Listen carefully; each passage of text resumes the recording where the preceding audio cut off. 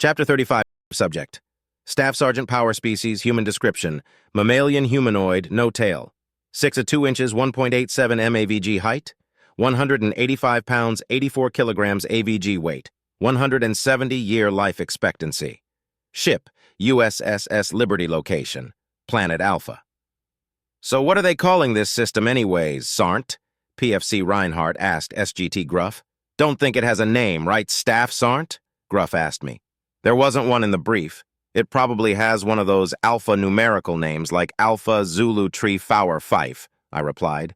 A few brief chuckles arose when I said Fower. It was one of the oldest jokes in the military, pronouncing the word for the exact way that the military phonetic manual tells you to. It all started with a misprint, legend says, way before we ever even got to space. Someone wrote down the pronunciation of for as faux-ware, but put the hyphen in the wrong spot, resulting in fower. It's stuck like napalm, although you'll rarely get in trouble for actually saying for outside of training. And the only reason you get in trouble during training is because you get in trouble for anything during training. A fuck-up is just an excuse to make you stronger. What about the planet we're landing on? It's got to have a name if we're taking it over, Reinhardt asked me. Why do you care? You looking to buy a plot of land to retire on? That's pretty forward-thinking there, Private, I replied.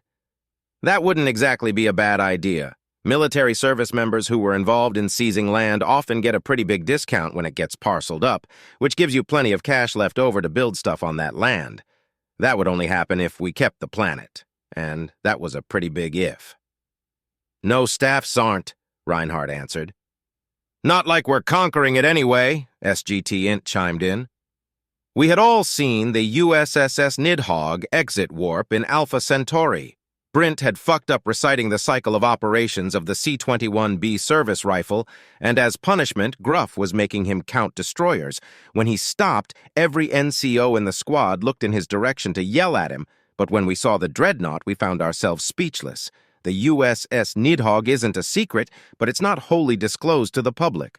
A lot of people know that it can destroy planets, and nearly everyone in the military knows that it wouldn't bother targeting a single planet in the first place. It has megamax that are big enough to turn a continent into a crater, but its primary armament is a beam that can cause a star to go supernova in less than 3 minutes. The reason the dreadnought is so large isn't because of its primary weapon, though. It's big because it has several layers of armor and has been overfitted with reactors and shield generators. 3 minutes is a long time in combat, and the Nidhogg must be able to complete its mission for it to be an effective deterrence. The entire reason the ship isn't extremely classified is to deter xenocidal warfare against the U.S. or its member species. There is something that's secret involving the Nidhogg, though. Earlier in my career, I had completed MARSOC and been assigned to Intel. During my time there, I was told a lie by my superiors and wanted to prove that they were lying.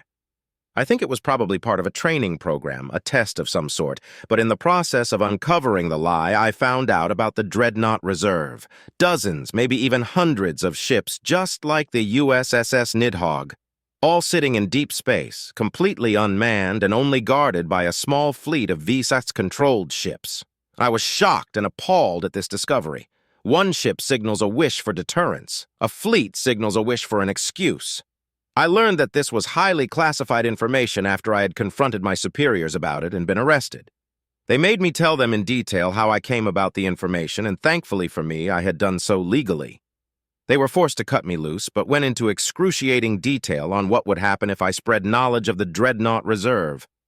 They plugged the leak, and I went on my merry way. That had been the end of my time with Intel as well. They didn't want me poking around any further, and I didn't want to accidentally find more galactic secrets. They did pay me for uncovering the leak, though, which was nice of them. Shady, but not evil, is the unofficial motto of Bureau of United Systems Intelligence. You would know that they're calling it OU Planet Alpha if you had paid attention to the verbal brief or read your fucking packet, Reinhardt, Gruff spoke up. I didn't read the packet either, to be fair, Corpsman Yunk provided. Don't even know what the mission name is. It's Operation Vainglorious Infiltration, Omega said. The hell it is. No, it's not. The fuck are you talking about? What possible drug could an AI take to get that high? and a chorus of other negative replies chimed in before I finally stated, "It's Operation Vanguard." "Tisk," was Omega's reply. If I didn't know any better, I would say that we hurt its feelings. I looked at Gruff, and he moved his helmet in a slight horseshoe shape that indicated he was rolling his eyes. The shuttle shook, which immediately brought us all back to the reality of the situation. "Entering atmosphere," our pilot said. "Omega, what can we expect the enemy to have armament-wise when we get groundside?" I asked. "Orbital scans showed infantry, armor, and artillery. They're about as equipped as a standard military," it answered. "What about air?" asked SGT Int. "Well, they did, but that's no longer a concern.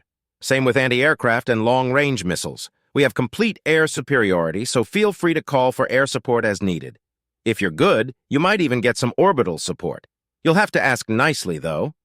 I nodded gratefully. Trying to kill a tank without high explosives was a pain in the ass, even as a Gen Alt with Guardian armor. Omega continued to answer questions as I pulled up the map of our LZ and our objective. I had briefly glanced at it before we boarded the shuttle, and something about it had bothered me.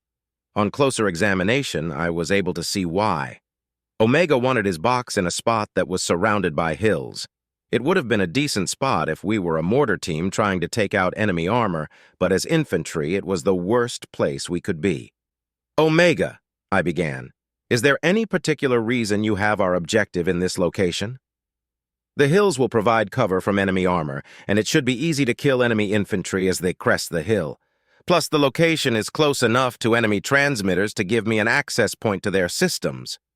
I searched the map for a moment as the rest of the Marines looked at each other. Then I added a waypoint to a large hill with plenty of flat land surrounding it. "Is this location close enough to the transmitters?" I asked. "Yes, but why?" Omega asked. A chorus of laughter rang through the shuttle as the other Marines checked their maps. "I don't understand," Omega said. "You'll be vulnerable to fire from all directions. When you're on top of a hill, you can use the hill as cover while denying that same cover from the enemy. It's also easier to shoot down than it is to shoot up, mostly due to sunlight and such," Int said. "Yeah, that and grenades. Didn't study infantry tactics very much, did ya?" CPL Chang chimed in. "Tisk." Omega probably had studied infantry tactics, but like most non-infantry, probably thought that it knew better. Many virtual reality first-person shooter players joined the Corps and were shocked when they discovered that the tactics in their little games didn't work very well in real life. Age-old wisdom dictates that one should always take the hill. I changed our objective marker as the lights within the shuttle turned red and an alarm began blaring.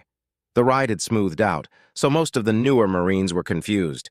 Those of us who had been on these shuttles in these circumstances before knew better and weren't very surprised. "Ma'am, is this alarm anything to be worried about?" PFC Rogers asked our pilot. "It means we're being shot. Our shields are holding up fine, so whatever's doing the shooting isn't rated against aircraft. It's nothing to worry about while you're aboard, but the landing's going to be pretty hot, so you might as well worry about that instead," she replied. "They still got it so you can't turn it off?" Gruff asked. "Yep. Apparently we gotta know whenever we get hit." We sat quietly and waited for the landing. The only sounds were the occasional shifting of the shuttle and the impact alarm. After a few moments, the fidgeting started, weapons checks, making sure seals were snug, tapping feet and fingers on whatever surface was available. Standard fare for impatient Marines. We didn't have to wait long, though. "Drop-off imminent. I was right. This LZ is hot. Careful out there," our pilot said. "Roger that, ma'am. All right, Marines, places. Charlie's on point. Reinhardt and Boyle are carrying the box," I ordered. "Ura staffs aren't." We stood as we felt the shuttle land and the two privates grabbed the box. I chose these two because one of them is right-handed and the other is left-handed, which lets them keep their weapons outbound in opposing directions. The hatch opened, and we were treated to the sight of the shuttle's shield flaring. It looks similar to an aurora when it's light on light, just a dull orange wave when it's kinetic, though. CPL Chang took the lead and was followed by Rogers, Higgs, then Int. Their weapons began firing as soon as they cleared the shield. "Bravo's next! Go, go, go!" I shouted. Brent took point for Bravo team, followed by the box carriers with SGT Gruff trailing. Their guns also began firing as soon as they cleared the shield, which is a less than great sign of the fight to come. Livingston, you won the toss-up for point this time, right? I asked. Yes, Staff Sergeant, Livingstone said with glee. We'll get going then. I gave the Lance Corporal a slight shove and followed directly behind him. Private Johns was directly behind me and LCPL Hart was guarding our ass. Livingston left the shield targeting left, so I targeted right and stepped out, immediately sighting something to shoot at. Shot, sparks, target falling, move to defensive position, get some space. Acquire next target. Shot, no sparks, fire again, shot, sparks, target spazzing, shot, target falling, I'm hit, only a 10th gone, not a concern. Shot, miss, shot, sparks, acquiring, shot, headshot. Target still mobile, they don't need a head. Shit, shot, center mass, sparks, target down. Hit again, taking a knee, scanning, 2 targets, switch to auto. Die, motherfucker, die, get some, release trigger, targets down. Scanning sector, 1 more, switch to semi, shot, target falling. Checking fallen targets, no movement. I kept my eyes on my sector until the rest of the gunfire stopped. Clear? I asked. 12 green lights lit up to indicate an affirmative. I gestured for us to start to move out, and we all stood back up and began to march. The ground beneath us was an unnerving yellow color and didn't quite feel like dirt, too crunchy. The sky was a darker than normal blue, which led to some odd optical illusions. Mirages, I suppose. There were random hills of varying size as well. Some of them were closer to mounds, and off in the distance it looked like there might be some mountains. I wonder if that means there's tectonic activity. I tried to remember my geology lessons to no avail. As far as plants or animals, there were none. Not a blade of grass or even a small lizard as far as our magnified eyes could see. The only sound was some wind and the crunch of our boots as we marched. As the hill we wanted to be on got into sight, I smiled. It was perfect. Around the base of the hill was a vast amount of relatively flat ground, giving us perfect coverage all around the hill. All right, excavation tools out. Help Yunk dig a nice pit on the top for him and the box to hang out in. Then buddy up and dig yourself a hole about 3/4 of the way up the hill. I want a nice radius with good spacing. Don't forget your sumps. Make 'em nice and big. We don't know how large their grenades are, I ordered as we reached the base of the hill. You think they've got grenades, Staff Sergeant? PFC Rogers asked. If they've got tanks, they've got grenades. Now get to digging. Bravo team remained with the box as the rest of us dug the pit. A few random robots came to check on us, but they were quickly taken care of. When the pit was big enough, Bravo team carried the box up the hill, and then we all got to work digging our foxholes. I ended up paired with Lance Corporal Hart. We dug a luxurious hole in the hill that would be our home for who knows how long. I couldn't help but grin, knowing what awaited our enemies once we were done. There's nothing more infuriating to an assault team than foxholes on a hill. Once everyone was done, the sound of E-tools being collapsed and stored was quickly followed by the sounds of Guardian gauntlets smacking together. Standard procedure for foxholes was to have 1 on watch and 1 down for rest. The sound was Rochambeau rock paper, scissors to decide who took which shift first. So hey, Staff Sergeant, you want to play Rochambeau to see who's on watch first? LCPL Hart asked me. No. I trust in your watch-taking capabilities, Lance Corporal. Why don't you show 'em how it's done? I said with a grin. Hart sighed as he turned to look over the landscape, and I laughed as I sat down. Rank has its perks, and being squad leader is even better. I double-checked my weapon and leaned back. I was nearly ready to take a nap when Omega pinged our comms. Everyone is in position. Beginning Operation Vainglorious Infiltration, it said. A series of obligatory negativity and profanity rose from the foxholes in the hill. I just rolled my eyes and closed them, ready for a little nap.